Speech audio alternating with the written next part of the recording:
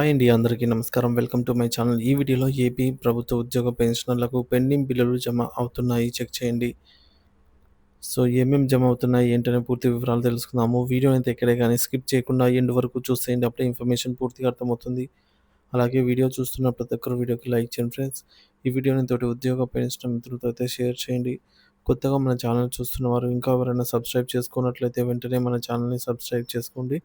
దీని ద్వారా నేను చేసే లేటెస్ట్ వీడియోస్ అన్నీ మీ వరకు రీచ్ అవుతాయి. ఇక ఆలస్యం చేయకుండా వివరాల్లోకైతే వెళ్ళిపోదాము. ఫ్రెండ్స్, ఇక విషయానికి వచ్చినట్లయితే ఏపీ ఉద్యోగులు, ఉపాధ్యాయులు, పెన్షనర్లకు ముఖ్య అప్డేట్. పెండింగ్ బిల్లులు మరియు జీతాలపై తాజా సమాచారము.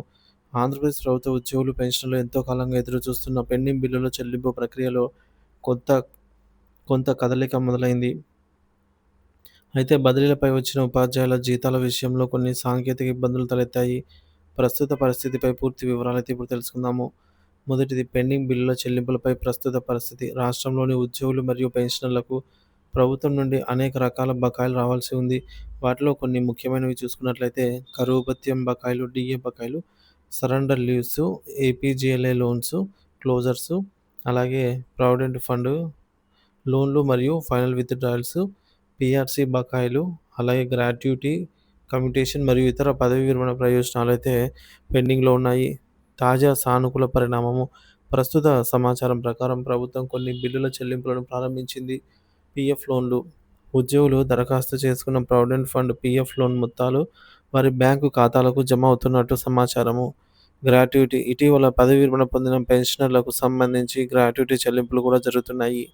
ఇంకా పెండింగ్‌లో ఉన్నవి ఏపీజీఎల్ఐ, డీఏ బకాయిలు, సరెండర్ లీవ్‌లు వంటి ఇతర ముఖ్యమైన బిల్లులు చెల్లింపులపై ప్రస్తుతానికి ప్రభుత్వం నుండి ఎలాంటి స్పందన అయితే స్పష్టమైన సమాచారం లేదు. వాటిపై అధికారిక ప్రకటన వెలువడిన వెంటనే మీకు వీడియో రూపంలో అయితే తెలియజేయడం జరుగుతుంది. ఇకపోతే రెండవది, బదిలీలపై వచ్చిన ఉపాధ్యాయుల జీతాలపై కీలక గమనిక. Important note on teachers salaries after transfers. ఇటీవల జరిగిన ఉపాధ్యాయుల బదిలీల ప్రక్రియలో భాగంగా కొత్త పాఠశాలల్లో చేరిన ఉపాధ్యాయులు తమ జీతాల విషయంలో ఒక ముఖ్యమైన విషయాన్ని గమనించాలి.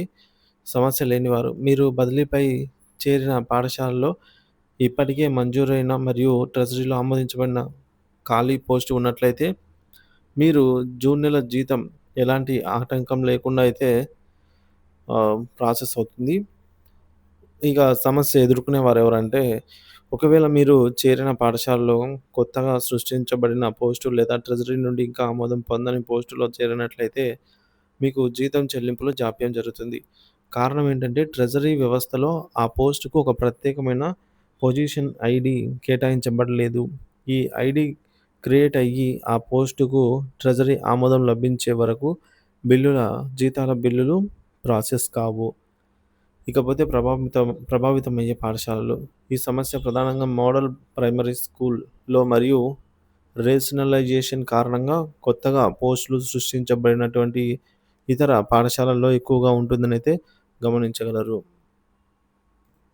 పెండింగ్ బిల్లుల విషయంలో కొంత సానుకూల వాతావరణం కనిపిస్తున్నప్పటికీ అన్ని బకాయిలు ఎప్పుడు అందుతాయో వేచి చూడాలి.